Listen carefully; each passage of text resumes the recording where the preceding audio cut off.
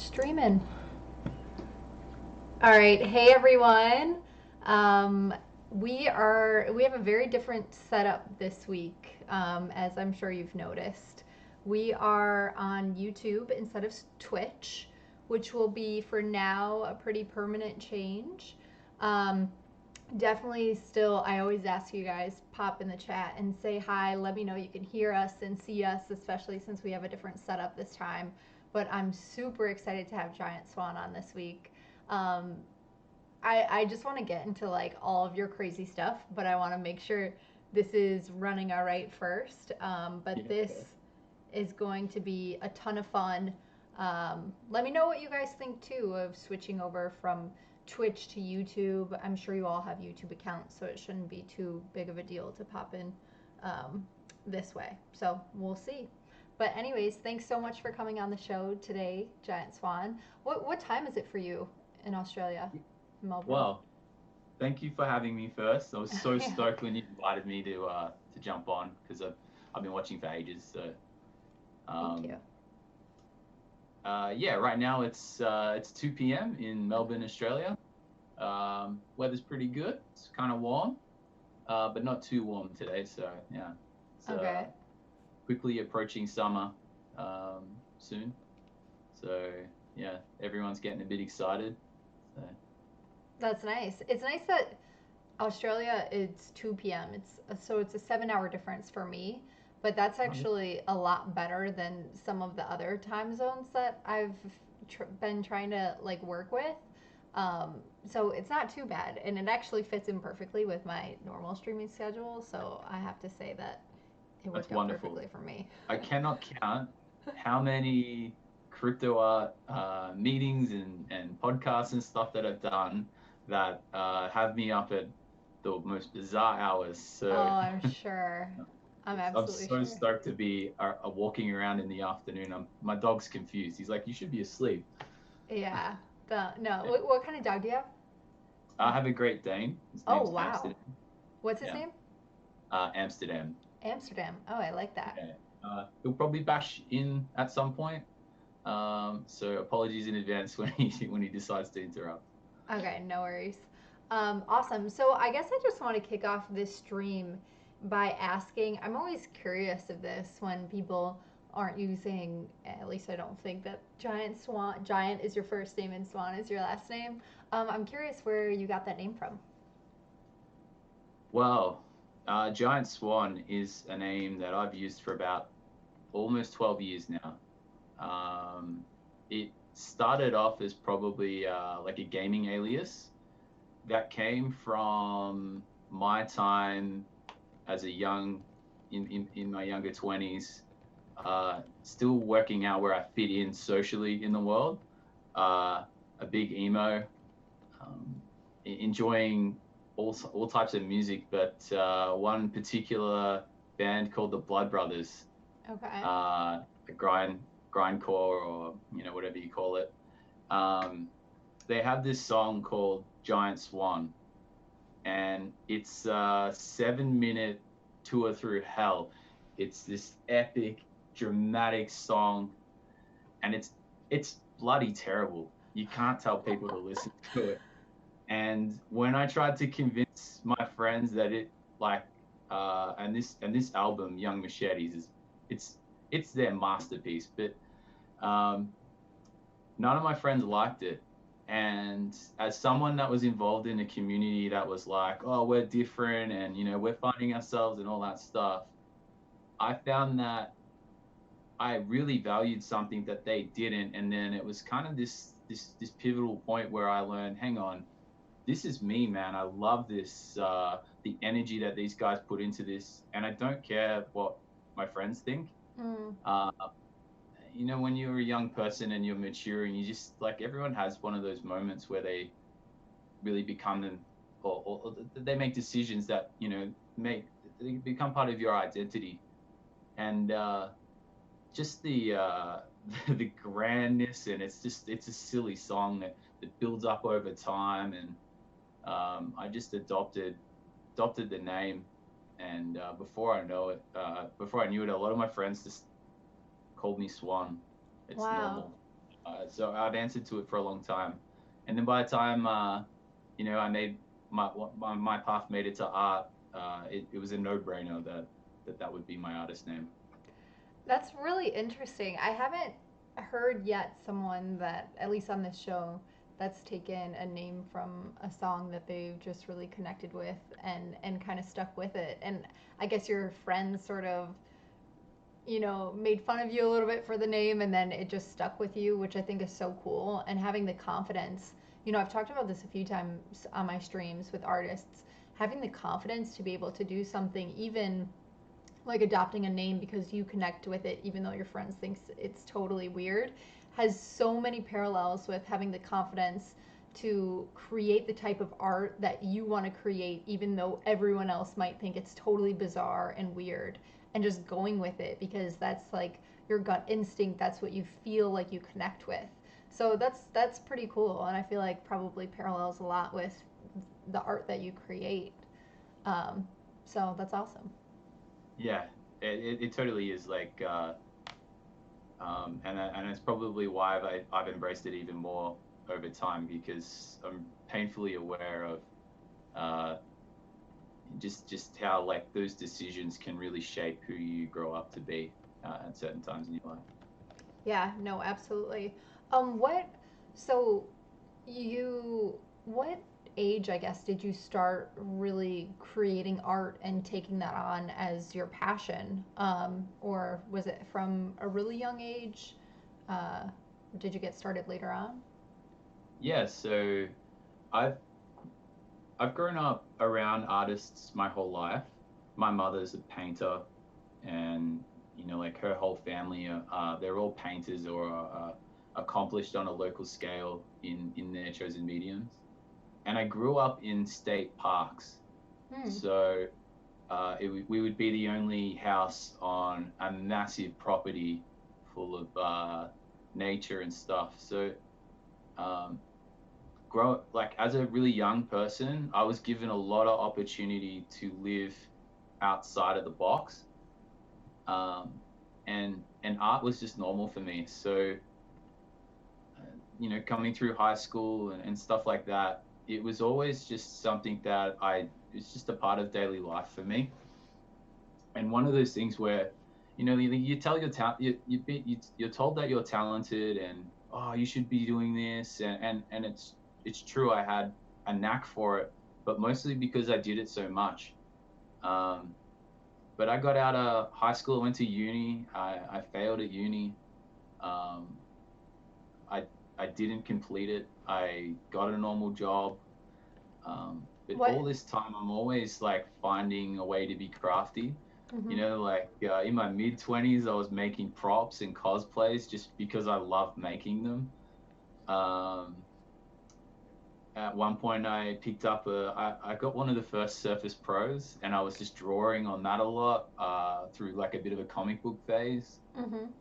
Um, and like at that same time I was chasing a normal career. I was running logistics for a company that make horse products. Makes And horse they make products? products for horses or people that Oh, do massage and all this weird stuff. uh, okay. but I was good at what I did, um, but I wasn't really passionate about it, and I was always painfully aware that it wasn't me. After a Mm. while you walk away from, I won't call it fate, but what you've grown to do. When you're too far away from that, you'll react and you'll kind of like vibrate back towards that. Mm. And eventually, like I had the right opportunities to try virtual reality at a friend's birthday party. His girlfriend had rented out like an arcade, and Oh no, they were like the first multiplayer games for VR, and they were really shit. It was so bad, but they did have like free time and all these other demos that you could play. Um, and I remember I was like, oh, I want to try Tilt Brush. I really want to try Tilt Brush, and I get in and I draw. It was like this overarching monster or something. I don't even remember what it looked like because we only had like 20 minutes in there. But I remember taking the headset off and letting my friends go have a look. I was like, look what I made. And I'll never forget their reaction. Their reaction to what I had made was so vivid that it stuck with me. And I knew I need to make more of this. I can't keep coming back to this place. I'm just going to work my ass off, get a PC that could even run VR, get the headset. Actually took out a loan to get all that in the first place. Well, eventually. So yeah, it took me about 9 months. And then, yeah, I just started creating in there. And that wasn't like that. And that was just like all the stuff that led up to finding a language and me. Because I stayed in that normal job until one night where I go to a gig in the city, and at that gig, I get drunk with my friends. I have the best time ever. We go home. We've got arms around each other. We're singing the songs we've just heard, and I get home and I jump in VR and I draw their album art and just chuck it on Instagram. 3 months later, they called me and they took me to Australia's biggest festival to do their background visuals. No way. That is so cool. It was amazing. And it was this massive kick up the ass that place where, and again, it was a relationship to music.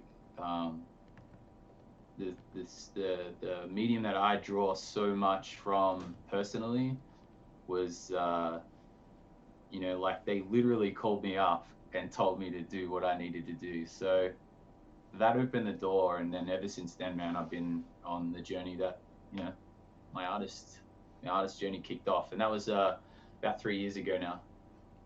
Wow, that's so amazing. I was going to ask you how long ago was that point in time, but 3 years, that's so interesting because you have such a like developed style and I guess story that you tell through your pieces. And I mean, I've said this with a lot of artists and it's same for you. I can look at a piece and I know it's by you, which is also really interesting and awesome to see, especially with some obviously amazingly talented 3D artists in the space and VR artists in the space. And I can totally look at a piece and I know it's a Giant Swan piece. So I think that says so much about your work and also so much about the passion that you've put into it, that you're able to convey sort of these different, I don't know, like feelings and color stories that all sort of work together along your whole body of work, which is pretty unique, and really just beautiful to see. I love that you just totally went for it after you were trying this VR headset at like a arcade, and you were like, okay, I need to take out a loan to do this. And I see a little bit of that in my own story as well, and how I started and just like totally going for it, and doing whatever it takes to kind of make that happen. So that's really amazing, and I'm sure you have a lot of that foundation growing up with a mom who's an artist and painter and allowing you to be creative. So I love that path. Do you? How did you find NFTs and crypto along the journey? Yeah, so about a year into my like after the big gig, I'm looking at ways to get more work. That obviously opened up opportunities with other musicians in the Australian scene. Some that worked out, others that didn't. At that same time, I'm learning social media and how to best connect with people. And then I realized that, man, you have to fight for every opportunity that you get. Like, they don't just call you randomly, everything takes a lot more than you hope that it will. And I start looking for residencies. I'm like, okay, an artist residencies, that's what artists do, right? I didn't even know what they were, but I was applying for them. And they ask for, and this is stuff that people study as well. grant writing and stuff. You can study that. But at this point in life, I'm too far along, and I'm just self-teaching everything I need to know. So I'm applying for stuff. I'm making up projects on the spot just to have a crack at some of these opportunities. And one of them replied, and they came back and they're like, "Mate, we'd love to have you in for a season. You'd be our winter resident, Hmm. and it's in the Nicholas building." So I'm like, "What's the Nicholas building? Why is that important?" And it's the cultural art hub of Melbourne. It's the heart of it. Like, there's so many like famous Australian authors that came out of it. None of them that I can name off the top of my head. Um, some of them are, some wonderful artists and jewelers, and it's this amazing place. I get into this studio, and it's like a co-working space, but it's full of artists. So it That's looks like an amazing. office at a glance, but it's actually full of directors and developers and architects, and there's like a life coach in there. The two of those people in there are developers for blockchain integration into websites. No way. Uh, and they really pushed me to explore the scene as early as possible. And that was early 2018. And at that point, I'm growing enough work to justify being there. I actually, before going to the residency, I actually quit my job. So I'm in like this survival mode where I need to I need to turn the shit around, because you're in a sinking ship the moment you leave your job. All of a sudden, like a regular paycheck, Yeah. what? That would be amazing. And so we were always talking about how can we make my VR worlds applicable to the blockchain space, and it's something that, and probably my stupidest decision on the path. But when I saw like X copies and stuff going for 50 cents and stuff, I was like, nah, dude, I work way too hard for this. Like, and at the time, I think it was because I was in such a survival mode. I needed to live now, not later, and I just Yeah. didn't have that experience to to to see what it was really gonna benefit in the future. But eventually, David from Known Origin caught on to VR art as a medium, and through his hustling, eventually onboarded me to Known Origin, where I made my first NFTs. That's amazing. And I mean, don't kick yourself too hard for not having that sort of, I guess, Um, foresight to knowing this, because Everything's a there, lesson. yeah, there were people didn't know, you know what I mean? And it could have totally been a flop. So I it still got in also, fairly early, so yeah. I'm I'm thankful for that. Hmm. Yeah. Yeah, no, absolutely.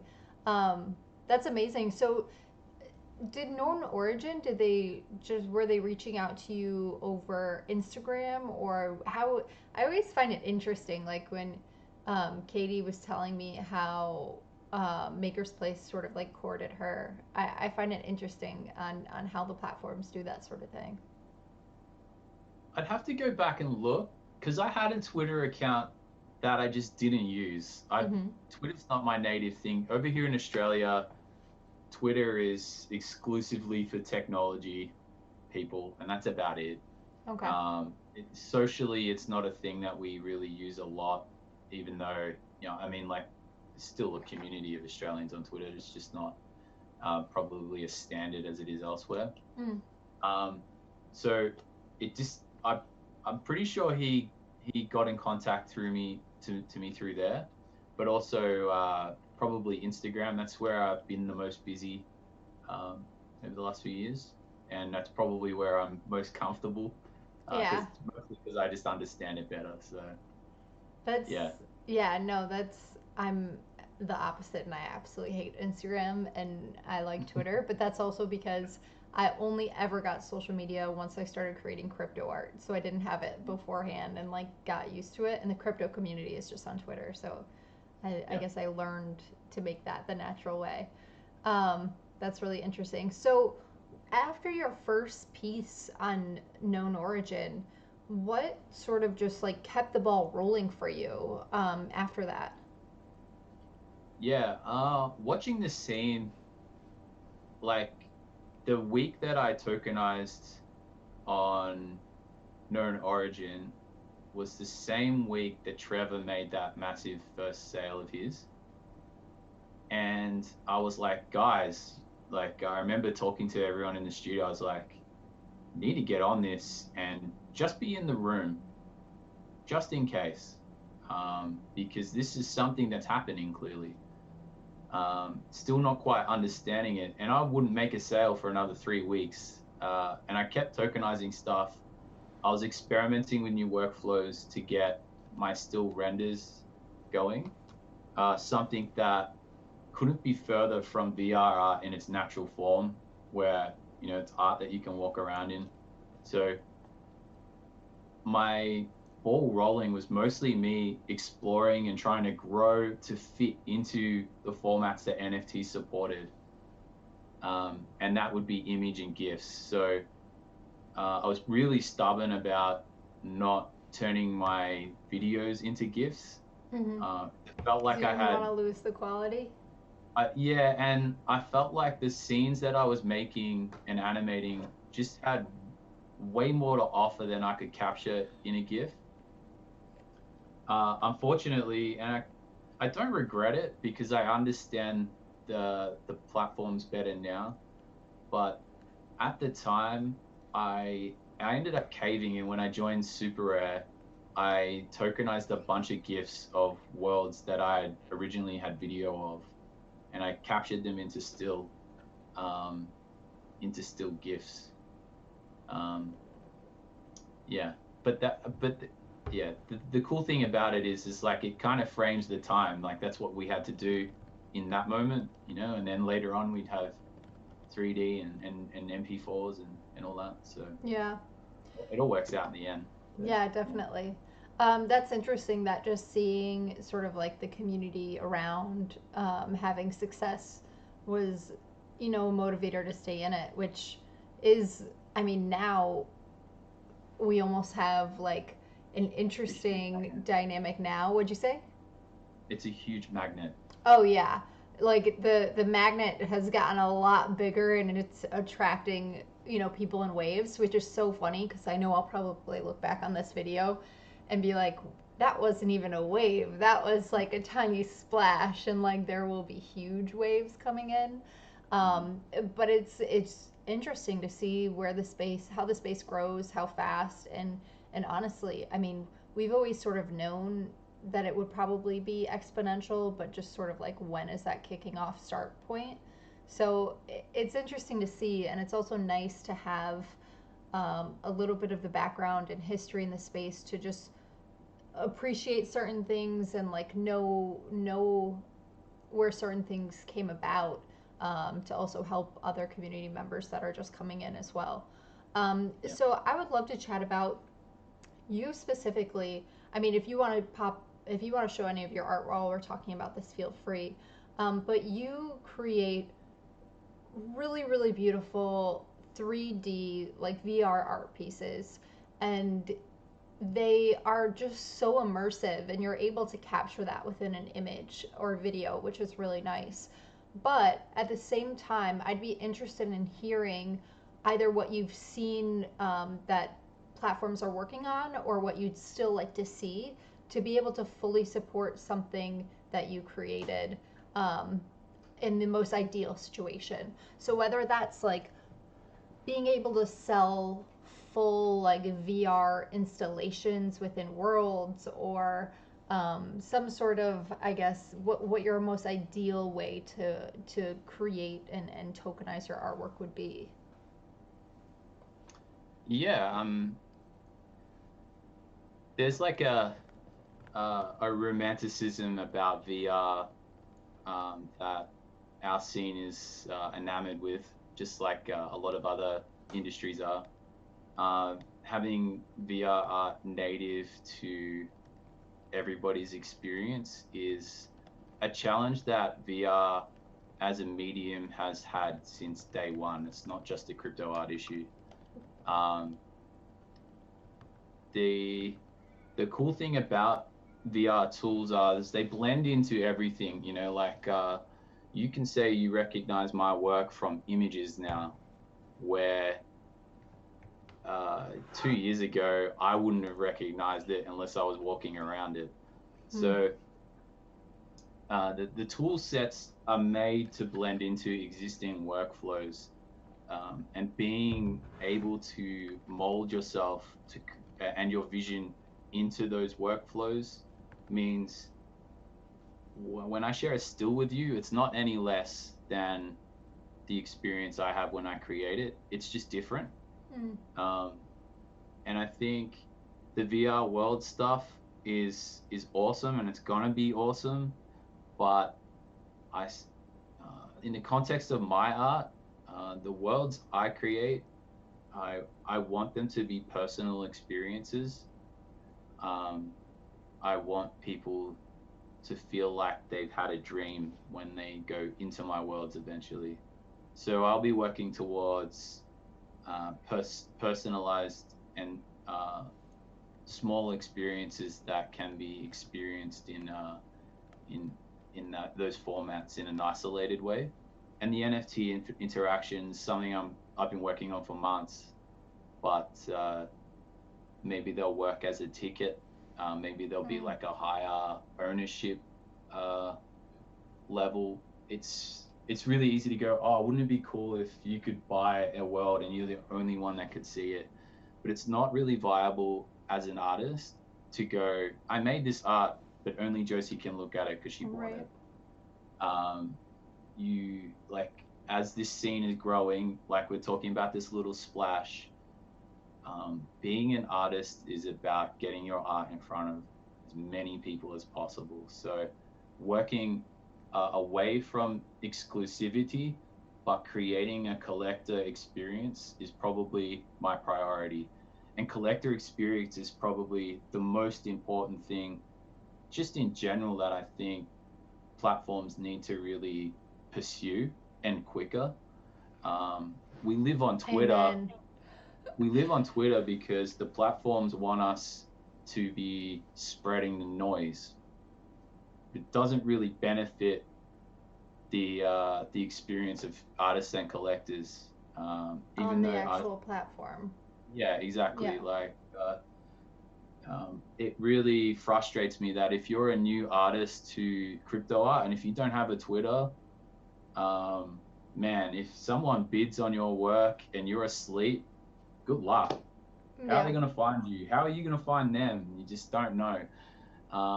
So many of the platforms don't facilitate enough communication, or at least just be on the same page. You know, like if someone bids on your art on Super Rare, like the collectors should know what to expect from you. They shouldn't have to find me on Instagram. Yes. Like I had a guy who created an Instagram account just to talk to me. Yeah. Um, he should. I fully echo all of that. I'm it's insane to me. I love you guys at Super Rare. You know I do. I personally don't mint with Super Rare, but I've collected on Super Rare. I'm familiar with it for a long time now. It's crazy. I love you guys, but you need like Yeah. you. There's been so much feedback. Your community is on Twitter doing things consistently, all of them are all doing this. That means it's a tool you have to build, and I Mm, know that I'm sure they're working on it, but at some of course. point, like when is it gonna launch? Like actual bidding tool or bidding and auction tools, like actual reserve price, like listings, like all of this stuff, even just being able to log in and chat with an artist about a certain piece in Yep. a DM, like on the actual platform. there are so many things that it's been so long. And I'd rather have those sort of benefits or a countdown timer or something like that versus a new website update or a top 10 push, which are really cool. And I'm not hating on them or anyone else, but a lot of platforms sort of like lack, and even, I mean, async too, they're newer and working on it, but lack the bidding and auction tools. And it's Yeah. really hard to just, for an artist and a collector, to just sleep on a bid. You're not sure how long you should keep it there, especially newer artists that aren't familiar with a ton of the collecting, like, I guess the way collecting goes. you you're just so unsure. And then it also Mhm. feels really shitty as a collector to have your bid sit for that long and you're not sure, do they just not think that's enough? Are they trying to wait for a better bid because I'm the only Yeah. bidder that's bid in 18 Yeah. days? You know what I mean? So I'm totally with you on that. I echo it ten It's times. totally something that would benefit everyone. Like there's no, you know, it's frustrating, and I also love the super rare team. Like everyone there is, or like they, it's not like those guys aren't working hard because Oh, totally. everyone in the scene works hard. But I, like it's really easy to look at the scene and go, wow, look at all these big sales that happened this week, or these three artists that made a shit ton of F, right? But what about all these mid-tier buyers and or lower tier buyers Mhm. that skip out on work because they feel like they can't get the information they need? I know for sure that buyers of my work have come and gone because of that connection wasn't able to be completed between me and the collector. Yeah. Um, and that's one less person in your corner, man. And that's where the real value is, with when these connections actually happen, Yeah. and those supporters will engage with your work on levels I'm sure you experience it too, but they connect with you in ways you would have never experienced. Oh, absolutely. Yeah, It's yeah, such a personal connection. And on a positive note, to kind of turn that, there there's a lot of work that needs to be done. Like we said, it's still a very new space. It's hopefully these sorts of streams and tweets, comments, DMs that sort of keep that ball moving and just keep it going.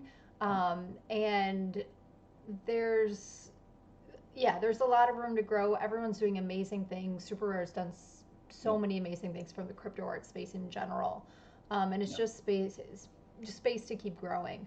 But also what you were saying before. Oh, and side note, a small little plug, and I'm not affiliated or sponsored by OpenSea, but OpenSea has done a really good job. That's where I meant my NFTs from the beginning, since I've been on there, to have auction tools, bidding tools. You can do Dutch auctions. What's the other one? Dutch or what? English? No, I don't know. Maybe I'm making that up. There's two different kinds of auctions. I forget which is the other. Um, but all these sorts of things that they have, which I think are great. You can put minimum prices and all of this countdowns. So people just copy OpenSea's code. But also, when you were saying before about these different experiences and not just selling like one full world to one person and only they can experience it and it doesn't scale, I immediately think of Digitable and what they did in Decentraland. Are you familiar with what they did there? No, I'm not. Okay, awesome. So it's so cool. They did this, I think, December 2019. I think. If you're listening, someone from Digital will correct me. But they built a building in Decentraland, and it has, I think, 4 levels, and you have to hold a certain token, like NFT, in your wallet to be able to access each level. So they have basically sold a sort of club membership to each one. And it's all based around Ross Ulbricht, and it's raising money for his legal fees and all of his family and everything they're going through. But it's really cool because you get to experience something different on each level. and something personal from him and all this sort of thing. But I'm thinking of that for something like your artwork. You know, having these full worlds and experiences, and someone can hold a giant swan like something membership, and they can enter in these different worlds, Yeah, which is more scalable, so that they can buy membership to you, but also more than one person can view it and be a part of it, which is pretty cool. totally. That's the goal for me especially, is be as inclusive as possible, but to enable all levels of support as well. Yep. It was cool in the chat while we were talking. Yeah, Christy Glass said, took me a month to realize everything is on Twitter. Totally. Yeah, Um, Also, Agrocat said he has one of your first pieces, Anomaly. And totally then does. that's awesome. And then Jim said he has a couple anomalies of yours as well. That's Yeah, pretty cool. Um, big one at the back here. what'd you say? There's a big one at the back here. Oh, I think this There's a little bit was. of a glare. Oh, yeah, now we can see it. Oh, That's a big piece. heavy. Oh, that's glare, yeah. But Wow. that's this was the first print of my VR worlds I ever made. No way. Yeah. Does A Lot of Money have that one? That's what Jim I said. I'm not sure. think so. One of those boys has them. Okay. Hey NFT Interact, nice to have you here. I try to buy. Oh, Jim said I tried to buy it off him a few weeks ago, and it sounded, Jim, like you were also trying to buy something off AgroCat in the chat. So I love it. Just always wheeling and dealing. On And your G. Jim also said he's now a professional troll on Twitter now that he realized he needed to be on Twitter. Um, that's awesome. Um, I would love if you want to share a little bit of your art on screen. That'd be Oh awesome. yeah. Because I Sorry, know we we talked asked me about to do that that. before. No, it's fine. Just because it's sort of fun to look at it also while we chat. And if you also want to chat about, I don't know how much you can talk about because I know some things that I've been working on for a long time and coming up, I like can't talk about them yet. But if you do have anything that you can um, chat about while we are going, sorry guys, um, some new artwork coming up, feel free and leak any Oh, some of information my for us upcoming there. stuff. Yeah. Well, I'll take you on a quick tour. I just dumped a bunch of random files into a folder, so let's have a look together and see what I scooped up. My screen share here. Got some old stuff here. Oh, hang on, let's mute that. Sorry. Uh, Here's some like really early. Oh wait, is that working? You know what? I think it just takes a second. Also, my screen just all of a sudden got blurry. Did your guys's get blurry? Let me know and I can try to fix this. Or maybe that. That I can see it on my end. Big Oh, eyeball. sweet. They can see it. No, it looks sick. The eye, totally. Cool. This is from a few years ago. Um, and nothing particularly special about it. It's all hand animated in AnimVR, so every frame is Wow, placed in the 3D space. that's crazy. And yeah, um, this was me experimenting at a time when all my traffic was on Instagram, and I might have been a little bit frustrated with certain things that do really well on social media. And I was Mm. like, well, shit, I can draw an eyeball. Um, and I think for that year, it was probably my most popular post. So cop that. I put it on some platform called Firework at one stage, and it has like almost 2 million views on there. It's No way. disgusting. But That's anyway, crazy. that's a cool thing. I hope Um, they properly or you linked to your Instagram or something wherever you posted yeah. that. Um, earlier we were talking about oh, sorry.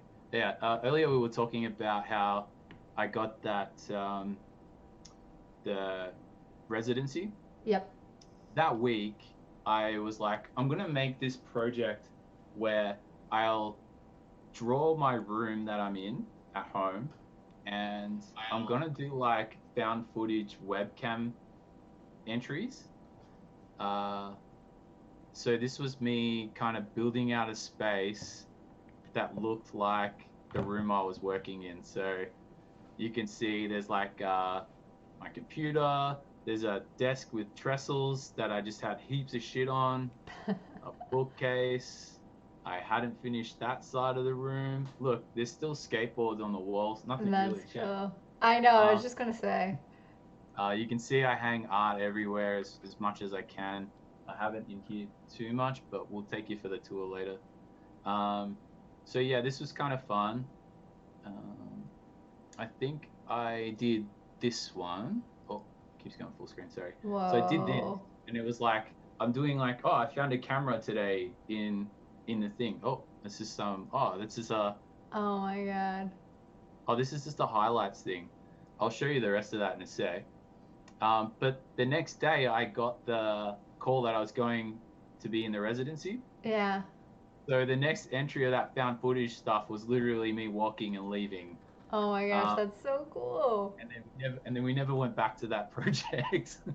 I love how you just balled it up and put it on your back. Yeah, it was like because like I felt really bad because I was like I'm gonna do this thing, and then the next day I'm like, well, I guess I'm not. Yeah. Uh, so that was really fun. Um, So that was truly the exit of that series. yeah, it didn't last long. Um, uh, uh, I'll just run through this. Let's see. This is what would have been my highlight reel early 2018. So there'll be a bunch of stuff that you'll recognize, but also not. Um, yeah, yeah. So heaps of like tilt brush work. Wow. I was just filming directly in that. Um, here's me. Oh, well, wow, this is really quick, eh? So this is actually Shadow. Oh, no, get back there. This is Shadow of the Colossus, the video Okay. game. One of my favorite video games. Maybe my first experience with like a digital medium using scale really well, Mm. and as a storytelling component. So it was really cool to go back in there. Like my height is at the same height as this little dude here, so you get to like Wow. massive thing.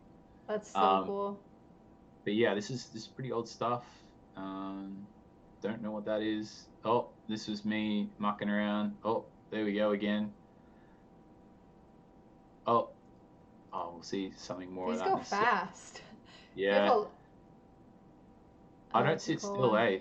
Um, just more stuff. Trying to show just how versatile the tools were letting me work. Absolutely. Uh, this is the last Oh. tree festival. This was a scene that I worked on for ages. That was some working on scale again. Wow. This scene here, this snow scene, was the first one I ever made with my own headset Mm. over the course of 4 weeks. And I went in and I made like this snowy kind of scene in a forest. Wow. Not particularly good. It wouldn't take me 4 weeks to make now, but the thing about exploring new mediums is you get in there and you use the tools, just create and explore that way. That's Um, beautiful. Jim said that dude on his phone tokenized that. yeah. Um, they're playing with animation there, how to animate the butterflies, which was really fun. Here again, I think this is like the first time I animated in AnimVR. So I was learning how to like make it look like it was all moving. That's This cool. was another. This was just after camping one weekend. Wow, I love the lighting in this one. Yeah, painting in the lighting and animating it was really fun. But like, you have to remember also like at this time when I did this, I'm starting to think about using the camera better and how to create ambience. I'm Mm. learning that at this point in time. This is a long time ago as well. Um, this would probably be my entry into glitch art, maybe. But that was fun. Yeah, and this is probably this is a cool one because this sort of relates to. It doesn't look like the art that you see from me today, you know, Yeah. but this is very similar in me finding the language that I use now. Mm. Um, in like, but before I probably got my head around anatomy, and then I was working out how I could make it weird and fun. But it's all about that movement It's with me and VR. But, yeah, Yeah, and I even see like with this one compared to some of the other ones you just showed, like even the color schemes remind me yeah, yeah, of your current work. totally. I got this. This was really fun. So like, I've always liked doing portraits of people, and I think I learned it from comic books, and it was like I wanted to make beautiful people without sexualizing them. Mm-hmm. Um, and so a lot of my early drawings are just the faces and stuff. This is an early one I did, and her head pops off. Sorry in advance. Woo! There it is. That's cool. This is a really fun little scene. Um, it's yeah, stuff like that was really formative to learn more environment stuff here. Oh, I don't know if this ever got tokenized, but this is really cool. Big scene. Wow. I love the colors in it. Oh, here's another still of a Oh, that's a cool one. face. Um, and then like if we look at all that kind of environment storytelling, then I've got like some of my most recent stuff, which I look at it the same way as I look at those old pieces. Obviously, it's a lot more shiny, um, but I've had the support of people in the crypto art space that's let me spend the time to develop and learn workflows that mean I can create other things. Yeah, So absolutely. pieces like this, if you did like this is what it looks like in VR too. It's very often you get the VR version and it's like I don't know, the render looks better. Yeah. Um, this runs in VR Wow. at this scale. Um, so a lot of time to explore and grow and mature. It like you, we're looking at this old stuff and you could say, oh well, like clearly wasn't ready at that time, but in that moment, that was the tools. That was the tools we had, man. Oh, absolutely. And they've grown just as quickly as the crypto art and NFT scene has. Yeah, Like absolutely. some of that early tilt brush stuff I showed you might not have been, it wasn't exportable forever. Like here's an export in Blender of more recent stuff. Let me just zoom in a bit. And that's before all the color work goes back into it. Um, Wow. but it was really hard to get those exports out before we were given the tools for that. Um, By the way, the distance and erosion piece, yeah, that it's I really really like it. beautiful. I love those like the leaves that are Um, falling that are lit up just look like this gems almost. I get really caught up in my process now. My process has grown to a point where I spend heaps of time outside of VR, preparing, thinking about one shot Mm. that is the composition. Um, and this was me going, oh shit, I should take a work in progress. Um, and you can see I put like a dummy in there to just go, all right, these are the shapes and the structure. I've already put heaps of work into the floor and the clouds and stuff.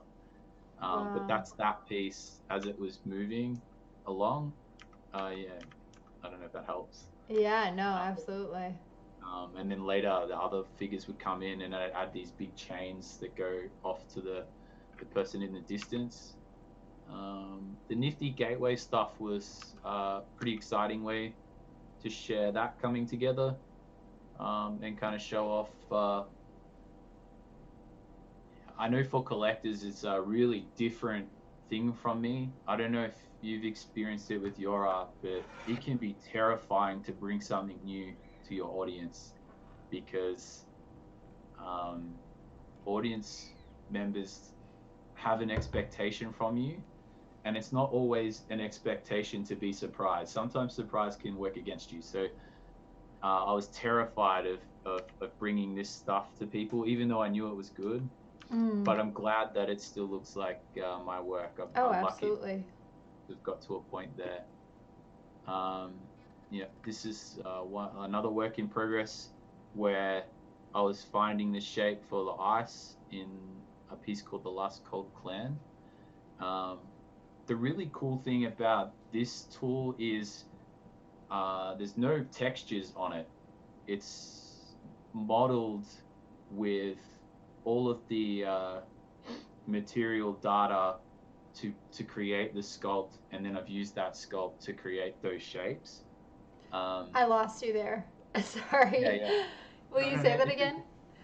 So the interesting thing about this particular type of work is you're not creating geometry and then adding a material to it, right? Okay. In this style of work, it's all created at the base level. So all of the color, all of the shape, Oh, I see. all of uh, um, the way it's interacting with light and shadow. You can see on some of these arms, the light's kind of cutting through it a little bit, all the waxiness and stuff. Yep. That's all at a base level, and then I create up from there. So it's a Oh, really interesting. rewarding way to create something. Um, so these big curls are actually made out of the same shape, just repeated and changed and altered because it's a three-dimensional kind of block. And then even these bottom parts here are the same shape. So there's only really two assets to create this this part. It's this pointy bit Sure. and that. Um, but that's just how powerful those tools are. Um, I thought I copied the videos into that. My bad. I've got some older stuff. See, going back before all those tools were available, or that we even knew that we could do those things, I was building a large-scale environment another way. And you can see it's just as messy as my current work. It just we didn't know how to shade it better, or I'm still It's finding still out. such a cool piece of artwork, and your color schemes and everything. I can totally see the bridge and the transition. I while you're talking about this, I also have a question. Just Yeah, yeah, you're talking about these tools that were created and moving, as fast as sort of the NFT and crypto ecosystem. What yeah. I mean, it also when I look at this work and I've never done this sort of thing, it Mm-hmm. seems so intimidating. Like, what is, I guess, if you have any suggestion for an artist or even someone who just wants to create something with these sort of tools, where to start? Um, I would say there's a few little things. I'm gonna stop the share because I've run out of stuff in that folder. That was an I would awesome share, by the way. So thank you. thank you. Hopefully there's something fresh in there that I haven't shown off too much. Um, I would say get into Tilt Brush and create in VR. Um, it can be intimidating to think about a final product in any medium. How does an oil painting get to where an oil painting gets? Mm. Uh, in VR art, you have so many avenues to go. I want to create this. How do I get there? Part of the learning process is finding out those steps and going that way. People are in the best time to suss that out now because there's a lot of resource for it now. There's people that create exclusively tutorials to make this sort of stuff. creating in VR is the most organic form of digital art available. It is right up there with people that use a really good Wacom tablet in terms of draw on the screen. It's the same sort of organic experience that you can achieve there. It's all movement, like we learn to express ourselves before we can even talk with our arms and our face. And VR art is essentially that. Learning to give yourself the opportunity to break what you already know about creating. For me, learning not to draw flat in VR was the first big lesson. Okay, so many people get in VR and they go, "I'm gonna draw this thing," and they go get their thing and they're like, and it looks beautiful. It's a beautiful face. You're like, turn it around. And the moment they go like this, the moment their perspective changes, it's over. Yeah. Got a flat piece of art in VR. Congratulations. Yeah. That's the first massive thing you need to break in your mind. And then after that, you learn to walk around your work and explore it. Actually, I can share my screen again. And eventually, let's go through here. Is this a video? Yeah. You just move around your work. So in front of me is whatever I'm working on here, and I'm stepping around it. I'm listening to music. That's awesome. All that sort of stuff. You change the scale of yourself to the world as well. So you can be tiny in the palm of a hand and draw detail there. See, just taking steps with your work, it's so important in VR. And then, like you can just film in tilt brush as well. Like there's a camera tool and you just walk around with it the same way I'm holding with my right hand, the same way. And then you can just pan around like you're taking a photo with your phone. Wow. So that's all super available and the most approachable program available. Like I've put tilt brush in the hands of young children when I show in public. We used to do that before COVID. Yeah. And it's a beautiful thing to see because they pick it up and they understand it straight away. And if they can do it, it means you don't have an excuse either, mate. So Totally. just get in, make stuff. And then if you go, oh, how do they do that? Then you just ask the question because there's an answer out there. I love that. Yeah. No, that's a great answer. Easy said, it's really great to hear. Can't wait to get a headset and play creating one VR. And then Agropad said, Swan has shared some great videos on Twitter of him at work in VR. No, absolutely. I'd love to see if you want to give us a little tour of your space. You don't have to if you don't want to, but it's kind of fun. We've had a few folks do that. Okay, so I'm tempted to, I can't get the camera too far away, but we can pan around and have a look around. Okay, sweet. So a little context, we're at my house in Melbourne, and we've just come out of a 6-month lockdown. So a lot of stuff that I would normally have at the studio is here, and it means my whole experience has been in this room, slowly depleting what's left of my mental health. But now that we're out of lockdown, we're topping back up, so we're all good. Thank you for being worried. But yeah, so to my left, I've got a massive desk here with big tally.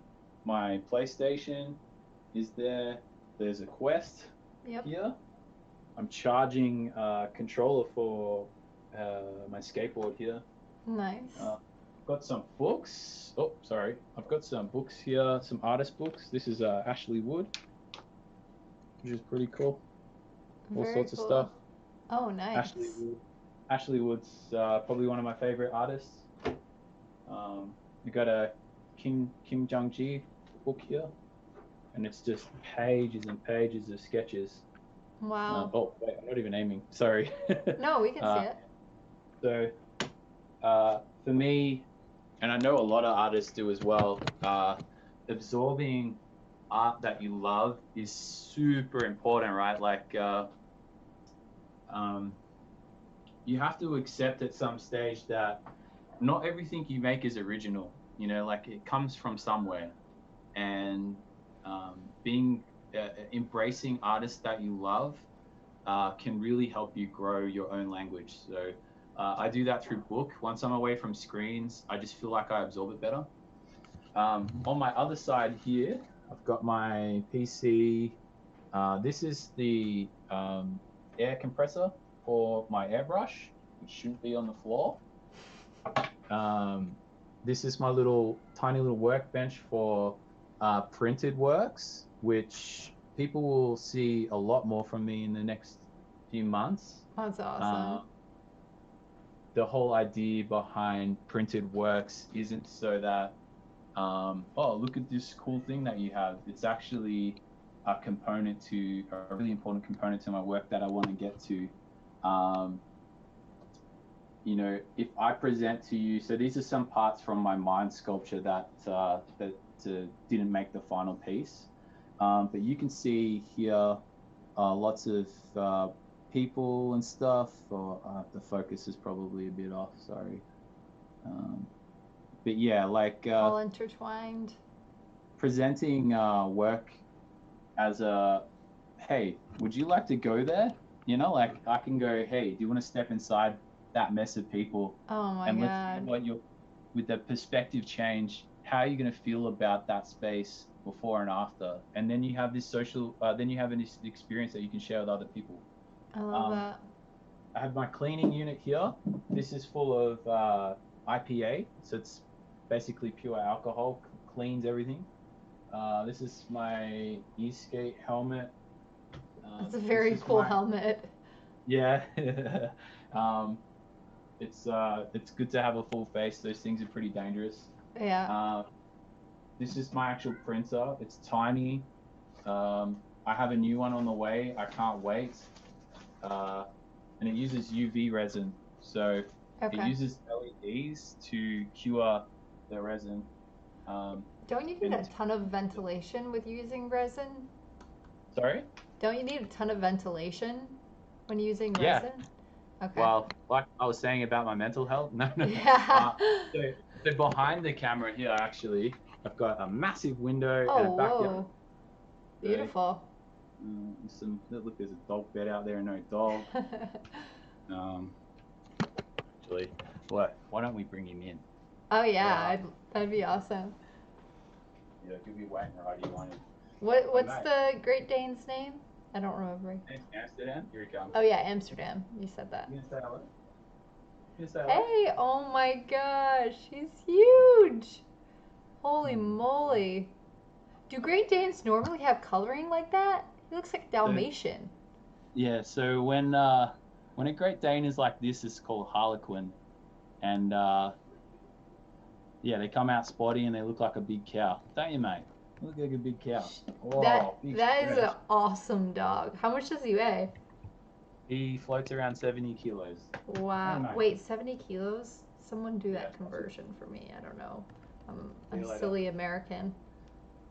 He's heavy. 154 pounds? Yeah, he's Holy gonna break my shit. back. That is a full human. That is crazy. Yeah. He Wow. it's here, like That a lot of people have animals in their lives, and I think for a good reason.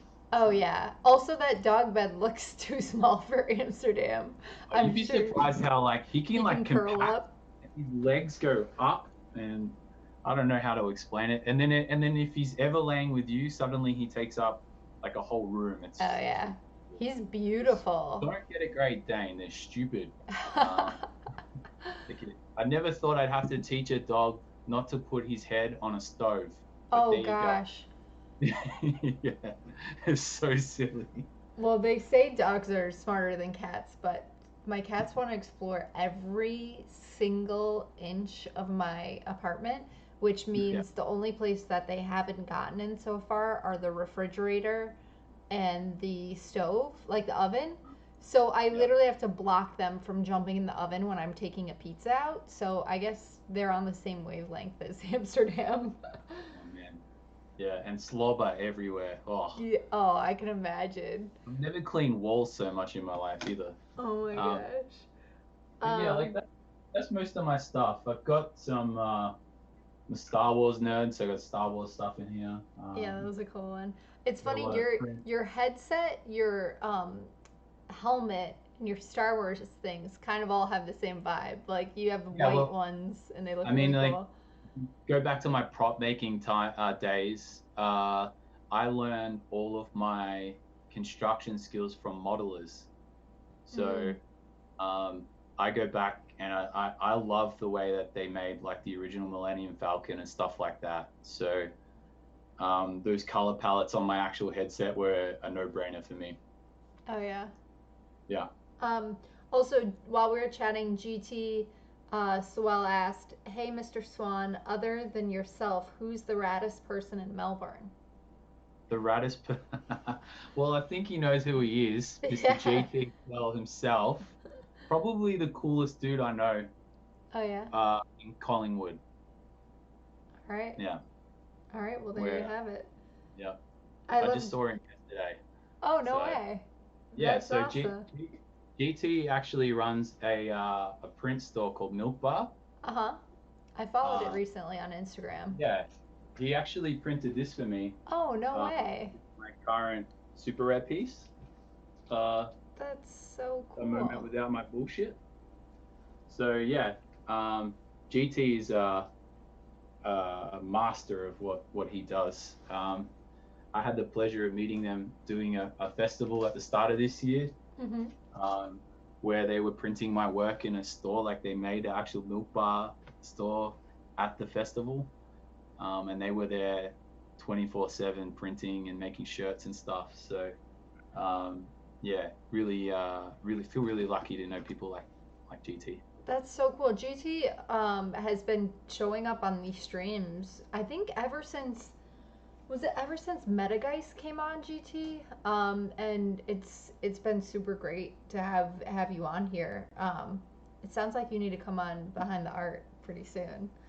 Um, that is really cool. Also, by the way, you held up that piece. Do you want to talk about right before the stream started? You told me some cool Oh yeah, stuff about that piece. You want to tell us about it? yeah. So this work, looping back to what we were talking about earlier, I'm just gonna hold it like this. Um, collector experience, I think, is really important for the wider audience to take NFTs on as as a like as a legitimate item that the mainstream are going to interact with. Um, so thinking about that, I want to incorporate my real world art with my NFTs as closely as possible. And it, when you think about doing that, you need to ask, well, why? What's it for? And it kind of comes down to you. I want collectors to feel like when they have my physical work, that it is closely tied to the NFT. That the history that's stored on that NFT is as much like is a part of the physical. The physical isn't just a printout um, of something that you own in your wallet. The art has a potential to live outside of an Ethereum wallet, it turns out, and it's been doing it for hundreds of years. But in the context that we're minting art now and people are collecting it, their work can live and reach places that they should know about. So my goal with my art at the moment is including a way that prints are made, and basically it works like this. You have a NFC enabled phone, so any kind of modern one that uses like GPay or something. And if you tap your phone near my signature, it'll pop up straight away with your token. You'll have to excuse That's the awesome. brightness, and you can see all of the info that that's available. You can see the current bids and stuff. Um, some really cool things I'm working towards include more interaction with any of those tokens. So it's not like platform specific, but on my own token, I want to be able to log when a print is made, so that when, let's say, you sell the NFT later, you still keep that print. It's part of the history of that NFT now. And the next person that gets it, maybe they order a print too, and they get that. They get it like if it's available to them, and they get a second one made. When they hit that NFT, they're going to see where they fit in the journey of that work. I Very think cool. logging events like that are really important to show you're not just buying an image, man. Like, and we say, oh, you're supporting an artist, but like, you should be able to see that support on the NFT as well. I want to capture that for people. I want people to be able to go, hey, oh yeah, I own this art digitally, and not have to say blockchain and NFT without their eyes glazing over. You just show them. You go, oh yeah, I own it. Here, check this out. Bang. This is what I paid for it. This is what it's worth now. Um, I think there's something really powerful in adopting such a simple way to circumnavigate the really harsh conversation that can. Well, it's not harsh. It's hard. It's Yeah. hard to articulate to people um, how blockchain is going to help them. But when you can just show them, they go, "Oh, yeah, I get it," because it makes sense. That's why we're all here. So yeah, Yeah. that interaction is something I'm looking to indulge in more, or not indulge, but I'd love my collectors to indulge in more and experience and experiment with me. Different forms of it are coming together daily for me right now. I have a new website on the way. It's not actually live yet, but they're going to see a whole back catalog of interaction with existing pieces, and newer pieces are going to have some really fun experiments to come. This interaction alone works into not just accessing your token data, but maybe it will access your AR data. Maybe it'll access minting of other works when it's interacted with. There's all sorts of really cool stuff that I think people are going to have a lot of fun with. So, I yeah. like those little things that you just dropped in there. I can't wait to see all of those things pop up along the way. When you said you have a new website coming out, when do you expect that? Or maybe I I want shouldn't to. ask. That's a Uh, I've actually. I'm at a point now where it's so overdue. I'm gonna release a basic version just so it's there. yeah. And then January, I'm looking at launching a full experience Nice. that I think people are going to be really excited about. That'll hopefully integrate better with my OpenSea contract that I have. Um, Nate from InfinFT wrote that for me. So looking forward to establishing outside of the boundaries that the platforms either do or don't support. So Sure. yeah, I'm really, really looking forward to that. Jim said we. Are you saying that you and Nate built that, Jim? Is that what you're saying? Of course he does. Oh, Yeah. oh, oh, he wasn't finished with Shout the outs to Jim. sentence. Sorry. We're getting ready to do more custom artist contracts. Very cool. Can't wait to see that. Sorry for giving you a hard time, but you already called yourself a troll, so I can troll you. Um, Easy. In my top two favorite cities, I've been to. Oh, for Melbourne. Always welcome here. Awesome. Um, Jim, yes, of course.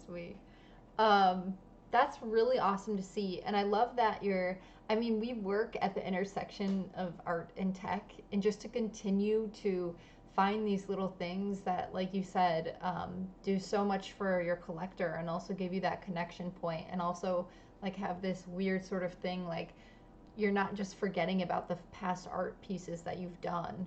you're Yeah. enhancing them as you go along. And that's always why I've loved augmented reality, to be able to update old pieces that um, Mm. I love and created in a super special part of my journey and in the collector's part of their journey. And to be able to update that with something current is just something that's so cool. And I feel so fortunate to be able to know how to do that and also tell other artists that it's not hard to do. So Mm. it's really interesting that you're bringing that to the next level and just using sort of these different technologies to just add to that experience within your work. And It, I appreciate that a lot. Just hearing it's that. it's as this space grows, and this is gonna sound grim, but as more and more artists come to this space, it is not going to be good enough that you just post art. Yeah, People will have to embrace the NFT and what that can enable your art to do. yeah, Uh, Deeply passionate about embracing that in new ways. This whole place, this whole scene is about experimenting, and I think the more opportunity you take to experiment with this scene as well, you're writing a story. You're being an artist. There couldn't be more proof in that. Uh, or like future collectors, when they come to this scene and they look at what you were doing earlier at this time, were you just minting off your Instagram account? Were you experimenting? Were you, like these are sort of things that are going to stand out in the future. You don't have to reinvent the wheel either. Like no one's obligated to do that, but you are obligated to explore the potential of what this scene can do for your art. It's the only way agreed. to keep elevating. I totally agree with you. I'm 100% behind that. And seeing these just unique things that people are doing in the space and take, borrowing ideas, and like you said, at some point nothing is original, but borrowing ideas and just building off on that and just keep going, I think is such a cool and powerful thing that we can do right now with tech in art. And continuing to learn. And I 100% agree that just posting and selling art isn't quite enough. There's so much more to that community that you can be giving to them, and that they want, and it's awesome to be a part of. Um, GT asked, do you get people comparing your work to 3D renders, Blender, Cinema, 4D, etc., to yours, or compare? Or sorry, do you get people compare your work to 3D renders, Yeah. to yours? As I see you So work within the actual artwork, not work on it. yeah, it's actually an interesting story in in setting goals for yourself, that I think anyone can really relate to. Um, Early in VR art's life, creating VR art was special. Well, it is special, and we know it was special because we created it in VR, and it's an amazing experience. And everybody worked to, oh, I made this and we made this, but we made it with VR, and that's why it looks like this. And for a long time, it was good enough, and like there wasn't the workflows weren't established for the wider community to have access to 3D rendering VR tools, or we were stuck with uh, tilt brush videos, or whatever it is.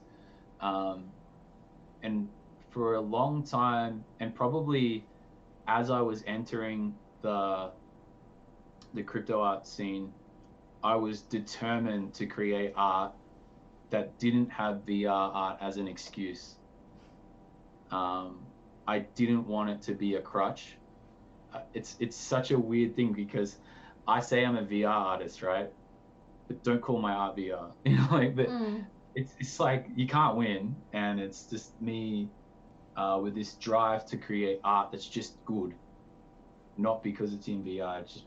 But it's a good a good part, a component of it that that makes it special.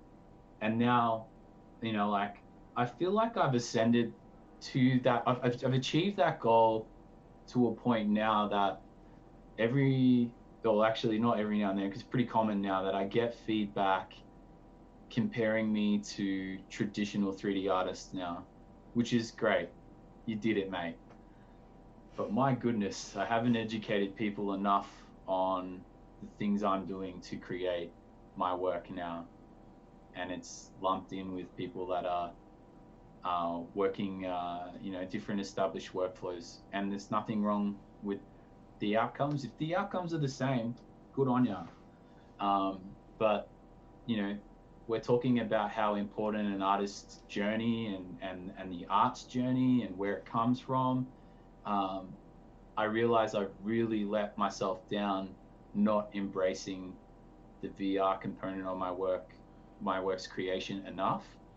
Um, so yeah, that's totally something that happens. I definitely do get compared to some really great artists that just probably will never. I probably won't break away from that stigma, but I need to educate my audience better to kind of break away from that, just so that people know uh, when I create something, I'm walking around it, I'm living it, I'm drawing the ground on my knees, I'm walking around people, I'm walking under them when they're floating. I think that's an aspect of my work that audience members haven't been able to experience yet either. And I think as more do, um, that'll ascend again and kind of break out of that stigma. But yeah, like a lot of my anomaly pieces, there's floating people, and it's a perspective that I curate, which looks fine, but there's something about going back to this piece here. It's raining, and she's above you. You don't see her until you look up, and it's quiet, and there's light music in the background. And I think when people finally get to experience that, maybe I'll break out of that comparison. It's a really special moment. I've had a lot of really sincere interactions with people that, like they came out in tears and stuff and had a really personal experience with something that I made. Hmm. Yeah. Anyway, No, that's I think really I answered your question. interesting. I'm not sure. Yeah, that's really interesting to hear though too, because even during the stream, I'm realizing something that have said wrong, but I guess the way I think about it in my head is differently, and I think it's so because I'm not a VR artist, maybe it's that like ignorance, but I sometimes, at least within crypto and NFT art, like interchange 3D and VR art, which Yeah, yeah. they're total It's so and funny though, right? right, but in when not thinking or talking about NFT art, when I think 3D art, I think of like physical, hands-on, like I used to do ceramics, so I'm thinking of like even Awesome. like pottery and like all of this stuff.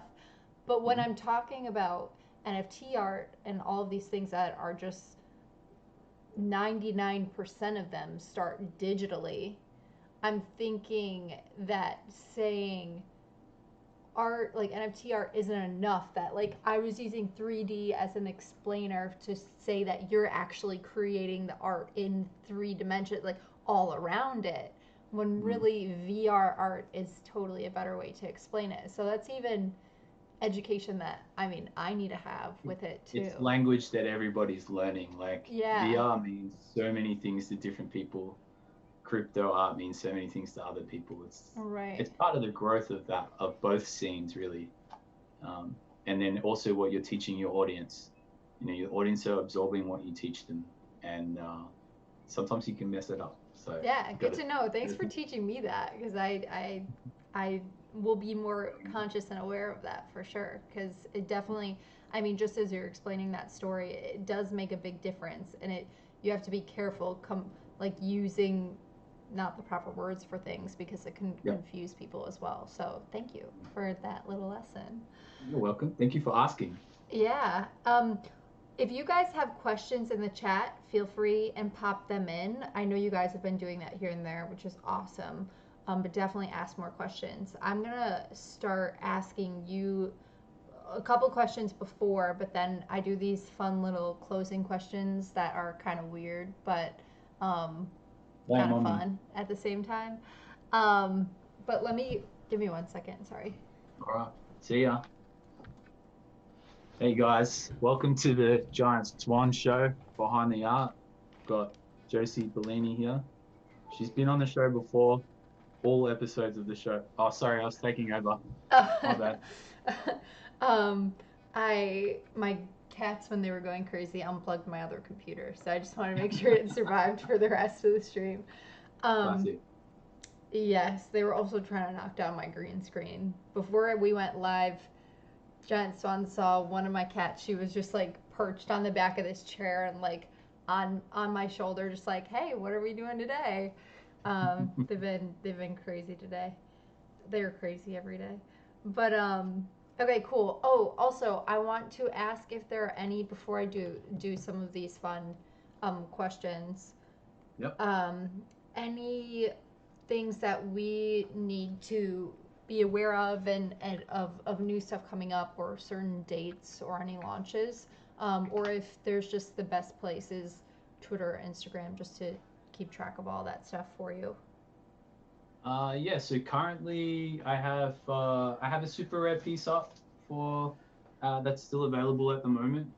Awesome. I'm working on this like little clip, like the lifespan of creating and deploying an NFT.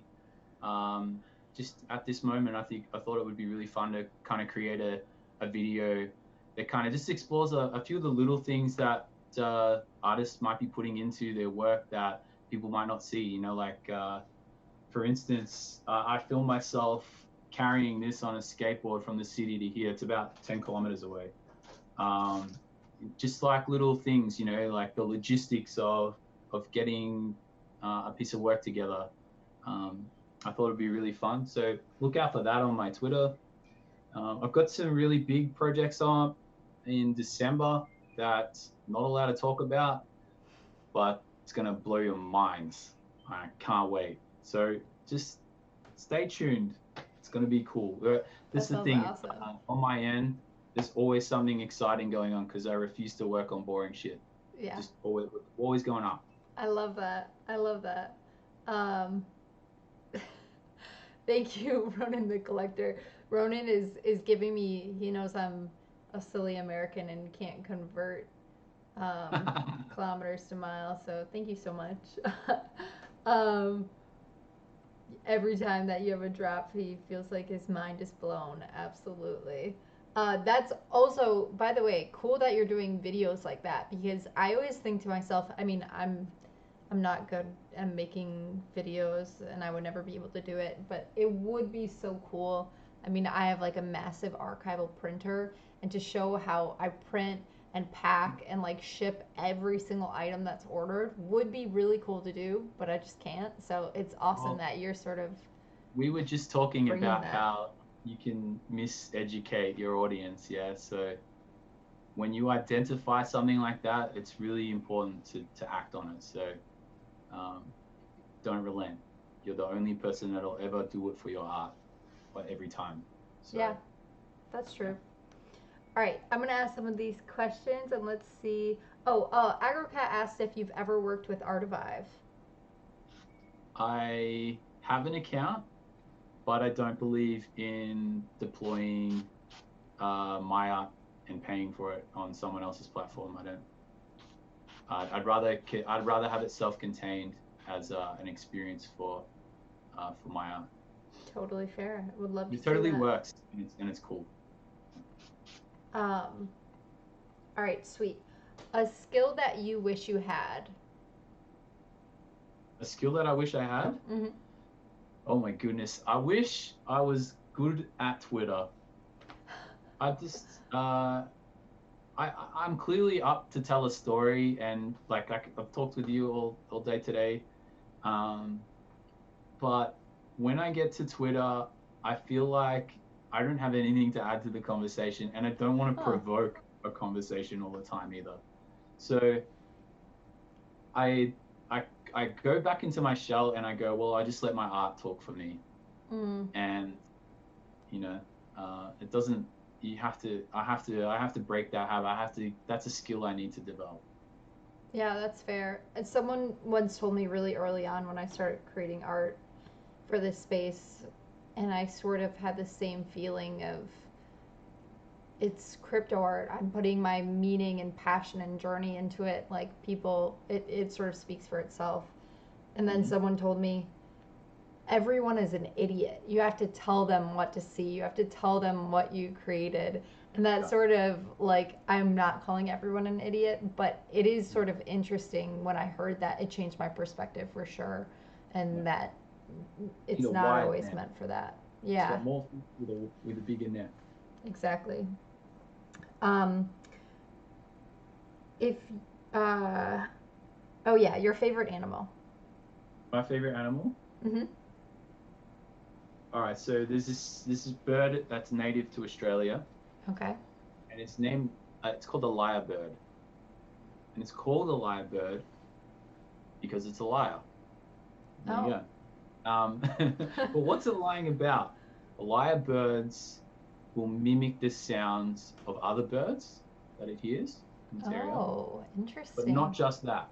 It'll also mimic the sounds of passing cars and camera stutters and all sorts of stuff that echo through uh, forests. And as human, like as towns have come closer to their habitats, they adopt all sorts of constructed noises. Um, when I have visitors from overseas, it's the first animal I really want people to hear, Mm. um, because it sounds like a gimmick, but it's amazing. And then you see them and they're quite boring to What? look I at. But just Googled them and it's actually really beautiful, I well, think, the males are pretty, with the and then long tails. yeah, yeah, but mostly just a brown chicken. Um, but yeah, that's my favorite animal, I reckon. I just Wow. love how adaptable they are, um, and then they make these amazing sounds. That is a very cool animal. Um,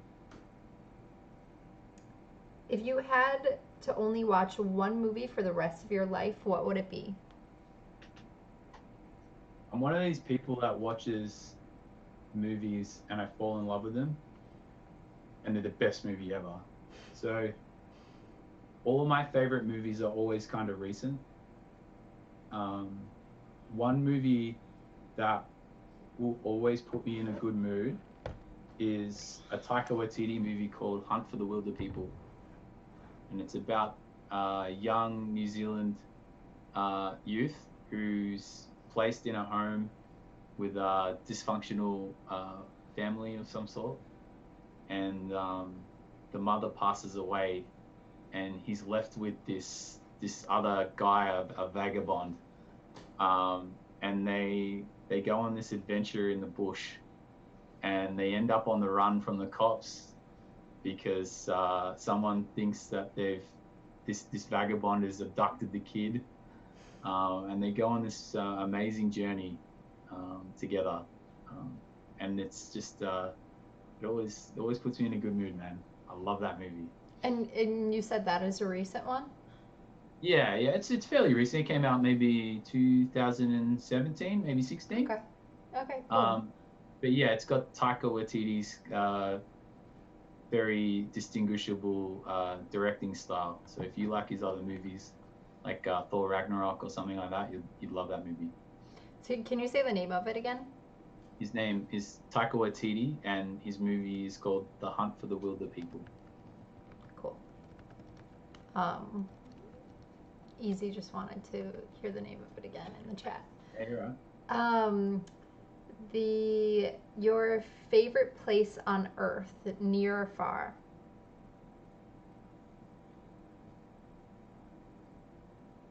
It's close. Um, I I grew up, like I mentioned earlier, I grew up on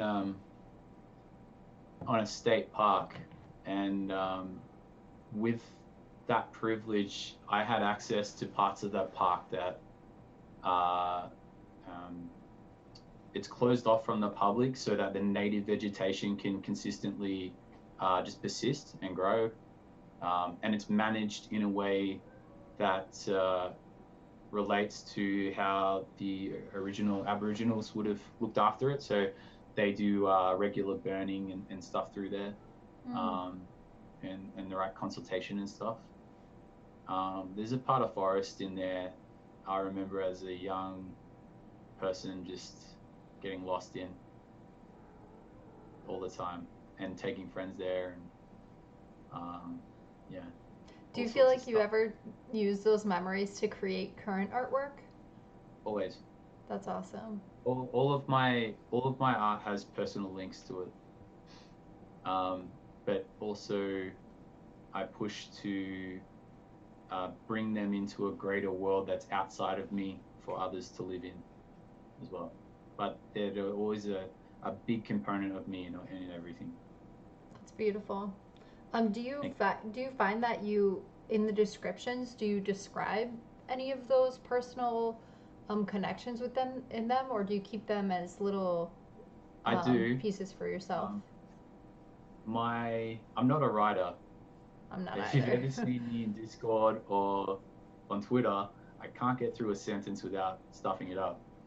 But my art descriptions all contain a little bit extra, yeah. Like when I finish a work, I only then realize what it is really, and I sit with it for a few hours, and then I'll write a few short sentences that link that final.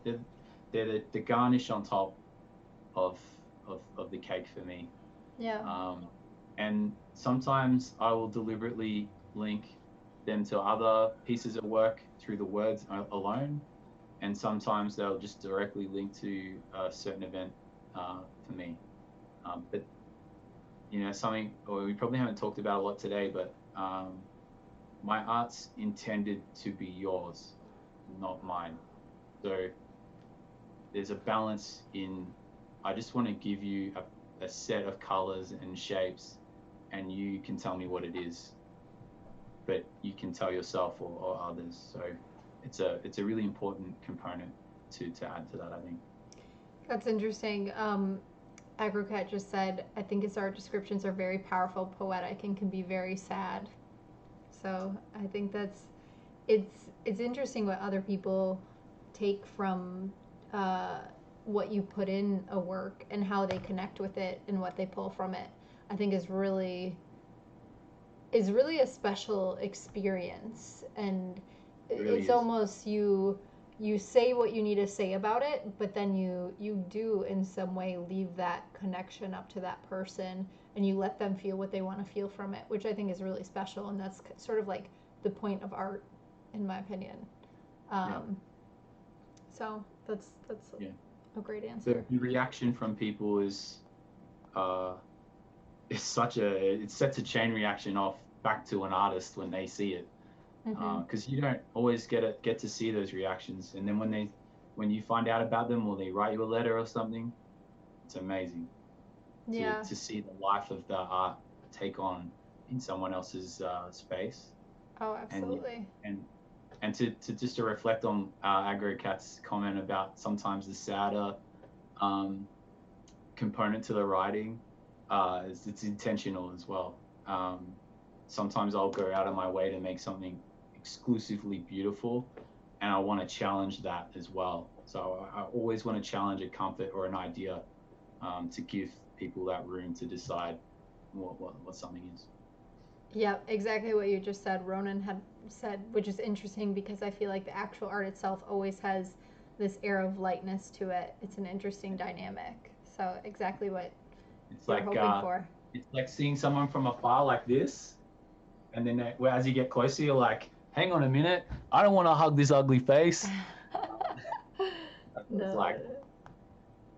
no, it's really funny. Um, what was cool when you were young but isn't cool now? I grew up in the '90s, so like everything.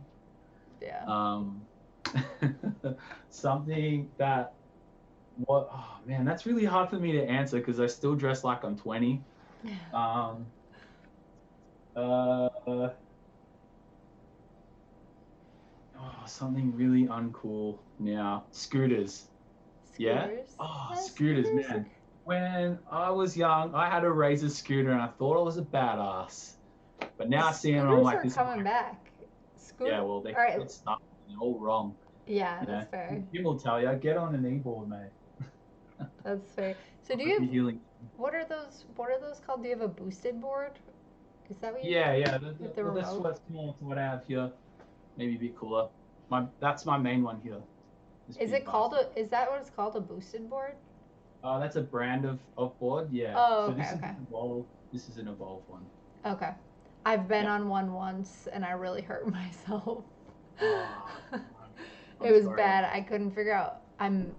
I'm not athletically inclined, and I couldn't figure out how to stop, and I was going too fast, and I think Yeah, I I'll do it. thought going like the button that makes you go faster. I thought that was how I should stop, so I just decided to jump off of it, and like Hmm. I didn't do like a running jump off. I just like jumped off. Yeah.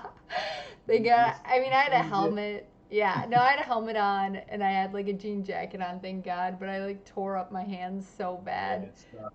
But I've come off thankfully, my board once, and yeah. it sucked. But you learn from mistakes, and yeah, I mean, you don't get on that sort of stuff and not expect to like you measure Oh it no, yeah. Well, I in learned not to get back further on it, kilometers. right? That's what Yeah, I learned. It's not my thing. Um, uh, would you want to live forever? no. All right, that was a fast no. Would you want to live longer? Uh, I'll be happy with whatever time I get. All right, that's fair. Um, Bitcoin or Ethereum? Probably F for me. Okay. And last two questions, NFT related. Um, oh yeah, Ronan said he ends all his comments with wise words, like talking to a monk. That's very true. Easy now that they have them all motorized. Yeah. Um. Oh, the scooters. That's why they're cool now. Yes, that's Yeah. true. Um. They call it my mobility skateboard. Your what? My mobility skateboard. Yes, exactly. Um. If your favorite NFT that you own. That I own. My no shot shoes in crypto. Nice. I Which got color the do you buttermilk have? ones from the first series. Which ones? Uh, the buttermilk, the butter ones, they're yellow. Oh yeah, yeah, the like butter and Um, toast ones. and that was just before he did his second version of them. So I feel like the coolest person ever having version ones. Hell yeah. Uh, that and no shots, like he's such a cool guy, man. So He's so cool. talented. Um, I really need to talk to him more because he's really cool to converse with. Yeah, no, he's awesome. I've had him on the show and it was a fun show for sure. Cool. Um and we met in Crypto Voxels way before There you go. way before Conlon started async, so it was kind of cool to just see that transition and see his art take new form through that project. So Um cool. okay, last question. If you, unless anyone else in the chat has questions, feel free. If you could have one NFT you wanted, any NFT there is, already created for free, what would it be? Uh, Probably the master of that first async piece, That'd be the pretty epic. supper. Yep. I'd have that. Yeah, put that in the wallet. Let's go. All right. That'd be pretty epic. Would you have it to sell again or to keep? I don't know. Be I'm not a honest. collector, so I'd probably spend the first week going, "What do I do? What do I do?" I'd love to build something for, like if I had an NFT that with that much history to it, I'd want to build like a website for it or get it printed and show it somewhere. I don't know. I'd celebrate the shit out of it. That's I the way. love it. I love it. That would be, yeah. No, I'd be happy to have you own it for a week. That'd be Yeah. pretty cool. Um, that Let me make sure there's no other questions in here. Yeah, first acing piece, the first supper, with 13. I think there's 13 of us Yeah, that worked a on whole it. lot of ya. What'd you say? A whole lot of ya. Yeah, it was a cool piece for sure. Oh yeah, and Easy has the dry ice ones and the glow ups. Oh, the glow ups are cool from No Shot Shoes. Uh, Yeah. I I have actually, not to, this is kind of a side note, but I have two pairs of the Josie edition No Ooh. Shot collabs, and one of them are going to be given away soon, probably soon as in at the beginning of the new year, but in a cool way. So we'll see who gets that pair. Great minds Awesome. think alike. Oh yeah, Easy's choice was also the first supper, so you guys can Nice. figure that out later. Yeah, we Um, can. exactly. This was awesome. Thank you so much for coming on and just like going through with.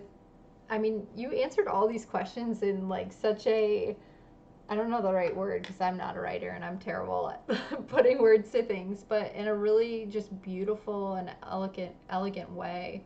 Um, and I love hearing different artists speak, not only just about their work, but about their life and their process and how they got to this point, because I think it tells a lot about the work that you create. And I always, I feel like after these shows, look at an artist's artwork in a different way, in a good way, but I hope that it also does it for the people watching the show as well. And it just gives us a little window inside of your world. So thank you for sharing that, and even bringing Amsterdam in to share him too, because he's pretty cool. But I really appreciate it, and I'm really excited about the things that you have coming up as well.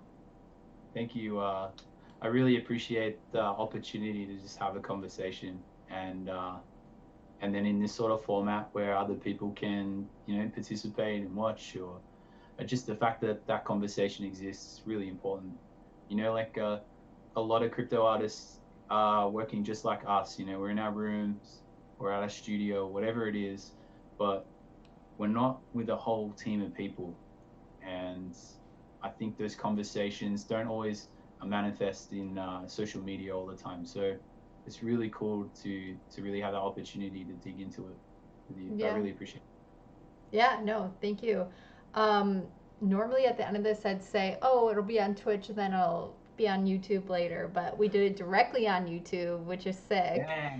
And I'm glad we got this working. If you guys have any feedback, feel free and let me know.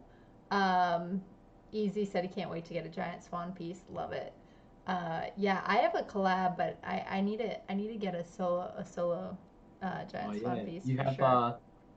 a layer on the Frenetic Void one. Yeah, I love that one. That's the first time I got to meet you, and you were so lovely about my work, and I didn't even know that you knew who I was. It was so awesome. Yeah, that was awesome. I love when that async does that, and there's just a live Discord to get to chat with the artists. It's really special. Um, and like I said, I hope that this show also brings some sort of that element. But I Mm. love that piece you guys did, and Yeah, it's definitely one of my favorites for sure. awesome. Um, cool. Okay, awesome. Well, thank you so much. I'll see you soon on Twitter because you're going to be getting better at that, and I'll get better at Instagram. So hopefully, I'll see you Yep. there. We'll see if we can get both of those skills up. Thank you, Awesome. everyone who was in the chat. I appreciate you guys so much. Just always showing up and hanging out with us. We have um, two more streams this week, so definitely pop in tomorrow night if you can, and tomorrow during the day. We have Beeple at 1 p.m. Central, and we have Micah Johnson at 10 p.m. Central, which I think is, yeah, exactly.